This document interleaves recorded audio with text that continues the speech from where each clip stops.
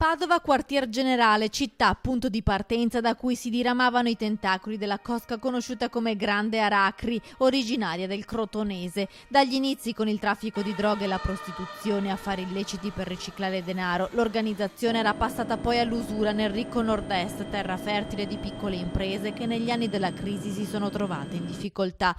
Nuovo blitz delle forze dell'ordine contro la presenza dell''ndrangheta in Veneto. All'alba 33 arresti, oltre 50 perquisizioni e beni sequestrati per 20 milioni di euro. L'indagine dei carabinieri del nucleo investigativo di Padova e della Guardia di Finanza di Venezia, coordinate dalla Procura distrettuale antimafia lagunare, sono partite alla fine del 2015 e hanno portato a galla una rete di infiltrazioni malavitose nel tessuto economico veneto, portate avanti dalla criminalità legata al clan dei Cutresi.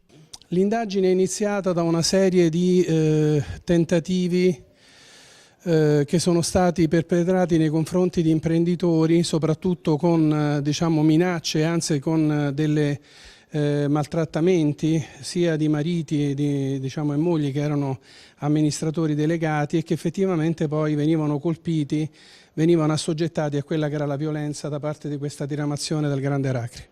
Un metodo scientifico, quello usato dall'organizzazione, che si insinuava nelle piccole imprese in difficoltà attraverso prestiti a tassi usurari e poi con minacce e violenze le acquisiva, le utilizzava per creare fondi neri e riciclare denaro sporco attraverso false fatturazioni.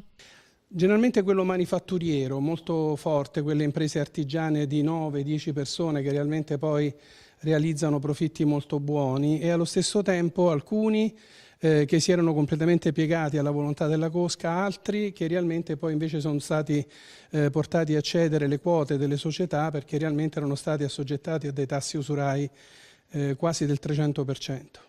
In un caso sono arrivati perfino a sequestrare un imprenditore per intimorire la famiglia. 10 le persone coinvolte nel padovano, in carcere un 54enne di Piove di Sacco, per altri diverse misure cautelari dai domiciliari al divieto di esercitare impresa. Nel corso delle indagini sono emersi legami stretti tra la cosca 'ndranghetista e imprenditori veneti e intermediari a cui venivano consegnate periodicamente somme di denaro. In poche settimane la seconda operazione contro la malavita in Veneto. Ormai non possono essere più definite infiltrazioni mafiose, ma presenza, dicono gli inquirenti, che si riesce però a controllare grazie al tessuto sociale.